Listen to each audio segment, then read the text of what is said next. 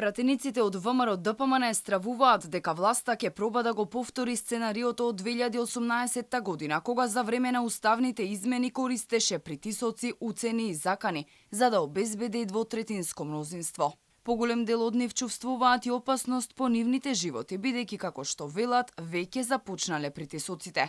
Опозицијската партија категорично ја отфрла секоја можност за отворање на уставот и не планира да попушти, бидејќи, како што велат, се работи за идентитетски и национални интереси. Ние имаме донесен унифициран став како пратеничка група дека не постои притисок кој што ќе го промени нашето мислење, а кое што е мислење кое што иде во насока и мислењето на народот, затоа што видевме дека по анкетите над 73% од граѓаните не го поддржуваат тоа што се случува во моментов и што е актуелно на општествените соочувања во Република Македонија, така да може да прават што сакаат, можат да вршат какви сакаат притисоци.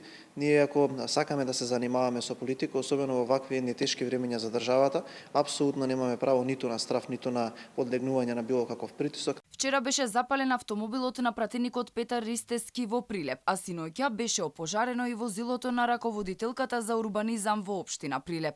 Од ВМРО ДПМН сметаат дека ова е почеток на притисоците, кои власта ќе ги прави со цел да ги заплаши и предомисли да поддржат внесување на бугарите во уставот. Пратеничката Дафина Стојановска вели нема попуштање, а единствени кои сега треба да го издржат притисокот не се само тие, туку и власта која го губи легитимитетот. Притисокот треба тие да се подготвени да го издржат, а ние издржуваме многу повеќе од притисоци, но нема попуштање. Овој пат се работи буквално за идентитетот, за јазикот, за она што тие подпишаа да биде јазик според Устав, а не македонски јазик. Тврдеа дека идентитетот ни е бетон, Заев се колнеше во жиците, во децата, дека нема да го промени името. Реприза од 2018 нема да има, што имаат во план не знам, но најдобро би било би им порачала што побрзо да прифатат предвремени избори и таму. Доколку сите пратеници гласаат за, на власта ќе фалат уште 6 гласа кои би дошле од пратеничката група на ВМРО ДПМН.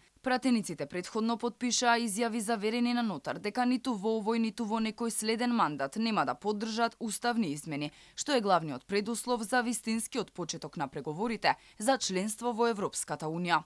Во 2018 година, за да се спроведат уставните измени, кои беа резултат на Преспанскиот договор, власта користеше жестоки уцени и закани. За да се добие глас плюс, се правеа притисоци, се подкупуваа пратеници, а се одеше дури и дотаму, што неколку пратеници беа ослободени од притвор, за да гласаат за промена на уставното име на Македонија.